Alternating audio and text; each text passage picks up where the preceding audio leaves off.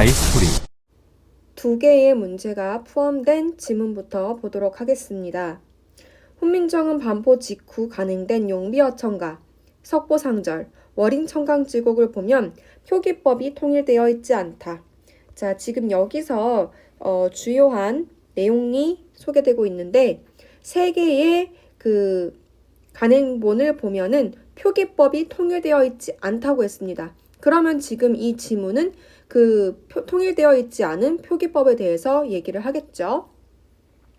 예를 들어서 예컨대 훈민정음 해례본의 팔종성 가종용, 즉 이렇게 8개로 모든 끝소리를 표기할 수 있다는 원리는 세 문헌에서 모두 예외가 보이는데 예외가 되는 표기가 서로 달랐다.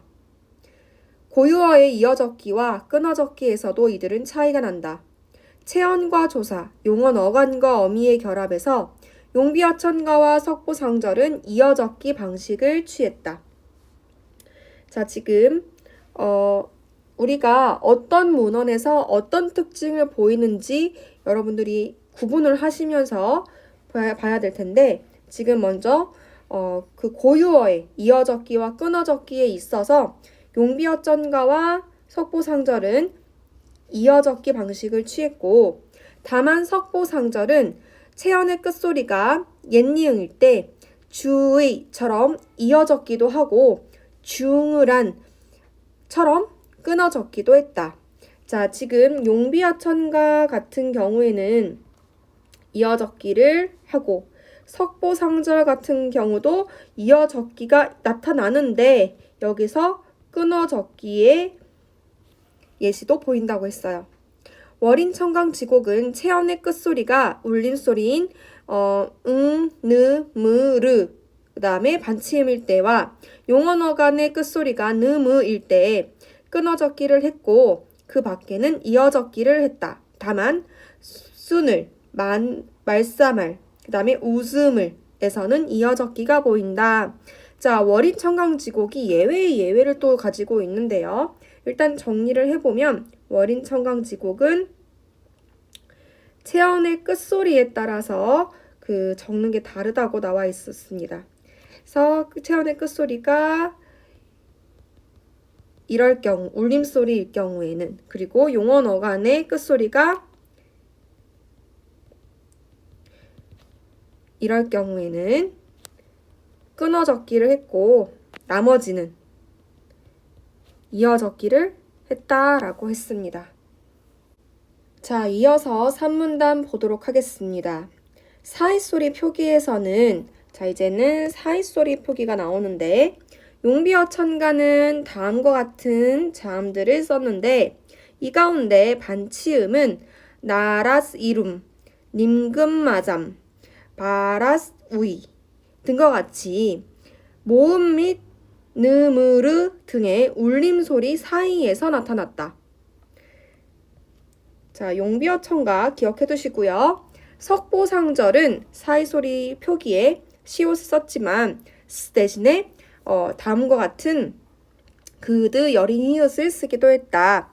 이와 달리 월인청강지곡은 사이소리 표기를 시옷으로 통일했다.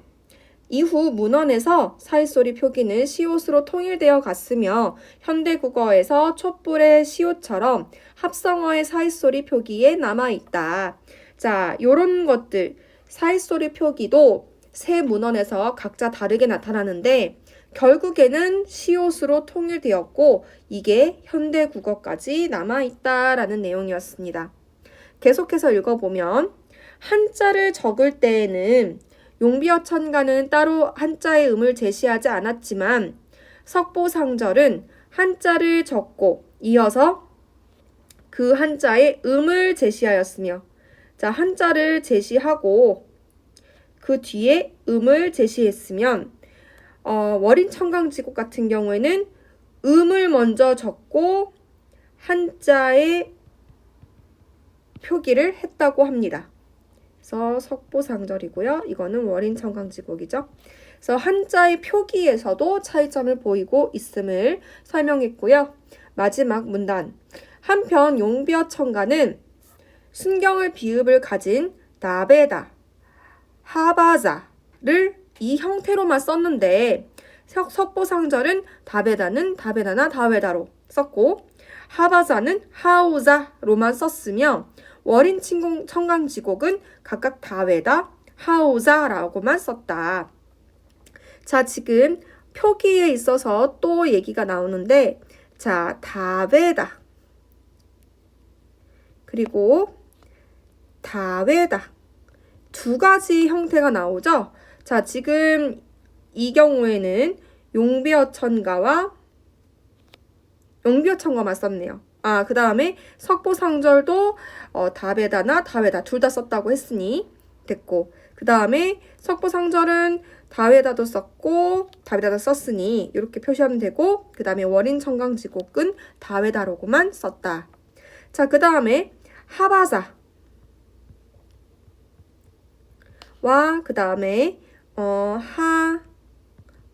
하오자 이렇게 두 가지가 있는데, 자, 지금 위의 형태는 용비어천가 그 다음에 용비어천가만 썼고, 그 다음에 하오자는 이제 석보상절과 월인청강지곡 이렇게 썼다고 합니다. 자, 이렇게 지금 새 문헌에 따라서 표기법이 어떻게 달라지는지를 많은 예를 들면서 설명을 했는데요. 지금 이 지문의 특징은 그런 많은 예시들을 새 문헌의 특징에 맞게 잘 정리해서 문제에 적용하는 것이 핵심이겠습니다. 자, 그럼 이러한 내용들을 바탕으로 문제를 풀어보도록 하겠습니다. 첫 번째 문제입니다. 윗글을 바탕으로 이해한 내용으로 적절하지 않은 것은? 자, 1번 보도록 할게요. 용비어천가에 나타나는 높고와 빛은 팔종성 가족용의 원리에 어긋나는 예이다. 당연하죠. 팔종성 가족용은 8개만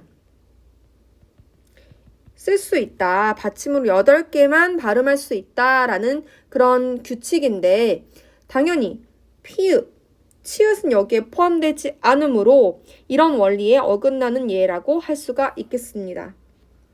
2번, 오날과 날 사이에 사이소리를 표기한다면 용비어천가에서는 이렇게, 월인청강지곡에서는 이렇게 표현했다라고 했는데, 자, 지금 사이소리 같은 내용은 산문단에 나와 있죠. 그래서 용비어천가는 이제 그, 드, 부를 비롯한 6개의 자음으로 표시를 했는데, 그 중에서 반치음은 이제 모음이나 느무르 등의 울림사리 소리 사이에서 썼다라고 됐어요.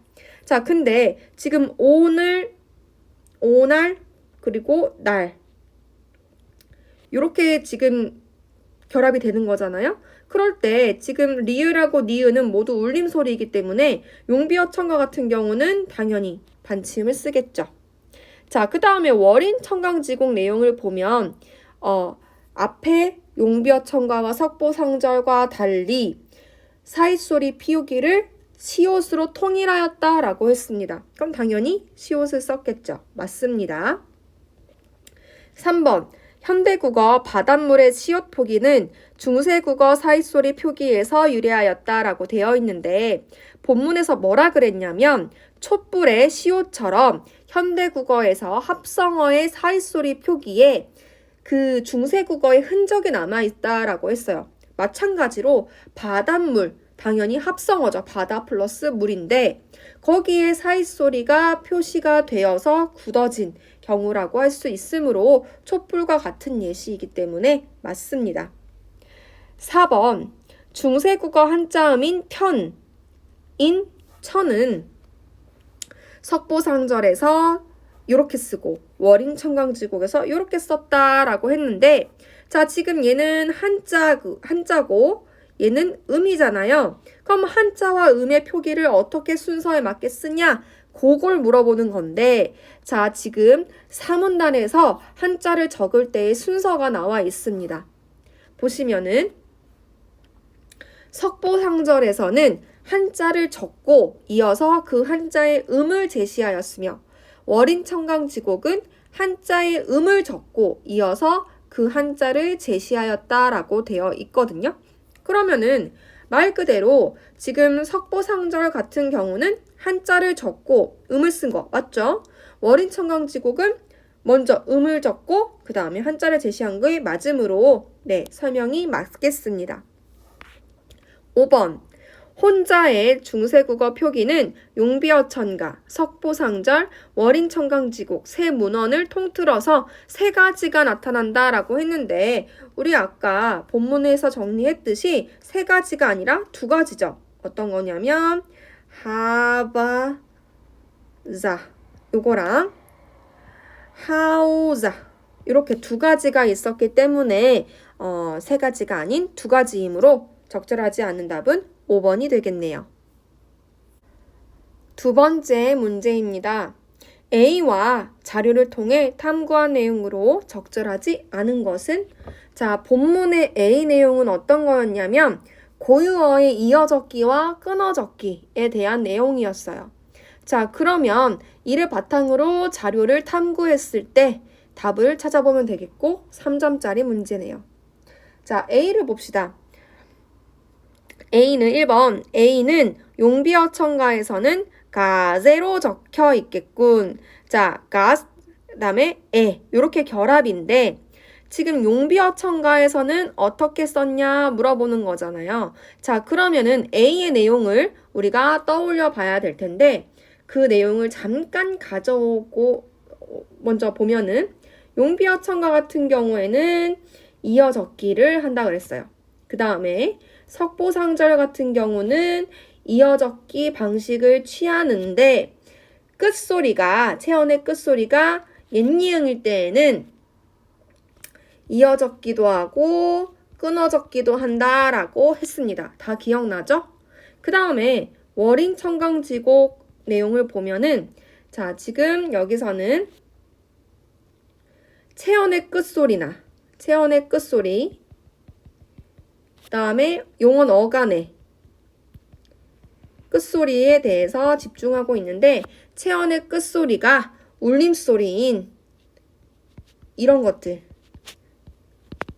이거나 용언 어간의 끝소리가 이런 것들일 때는 이어적기를 하고 그 밖의 경우에는 반대죠. 울림소리일 경우에는 끊어적기를 했고 그 밖의 경우에는 이어적기를 했다라고 했습니다. 자, 그러면은 이거를 대입을 하면 되는 건데 1번을 보시면 용비어천가에서는 이어적기로 되어 있군 이렇게 하는 말이랑 똑같죠. 왜냐하면은 가스 플러스 에를 이제 넘겨서 연철해서 가세로 적었으니 이렇게 적은 게 맞나? 라고 물어봤을 때 용비어천가는 이어적기로 하는 거니까 맞겠죠. 자, 그 다음에 B는 석보상절에서 담아로 적혀 있겠군. 지금 이어적기를 했냐라고 물어보는 건데 당연히 이어적기를 했다라고 정리했으니 이것도 맞겠습니다. 다음에 C. 눈에 요거는 월인청강지곡에서 눈에로 적혀 있겠군. 자, 보시면 눈 플러스 에예요. 근데 보시면 눈의 니은과 모음이 만났어요. 그러면은 다 울림소리잖아. 울림소리일 경우에는 끊어적기를 한다라고 했어요. 체형 끝소리가 니은으로 끝났잖아요. 그랬을 때는 끊어적기를 하기 때문에 눈에와 같이 이어 적는 게 아니고 눈에라고 끊어적기 한다. 맞는 설명이겠죠. 그 다음에 D. D가 조사 을과 결합하면 동일 문헌에서 부을로 적히겠군. 자, 지금 월인청강지곡인데 월인청강지곡의 같은 경우에는 보시면은 체언 끝소리가 이렇게 울림소리일 경우에는 끊어적기 한다 그랬는데 그 밖에는 이어적기 한다 그랬어요. 근데 지금 이 단어는 피읍으로 끝났잖아요. 안울림 소리로 끝났으니 당연히 이어적기로 해야 되겠죠. 그러면은 붓하고 을이 결합한다면은 연음이 돼서 연음과 이어적기가 돼서 부풀로 적혀야 되는 거지 끊어적기를 하면 안 되겠죠. 따라서 4번이 적절하지 않겠습니다.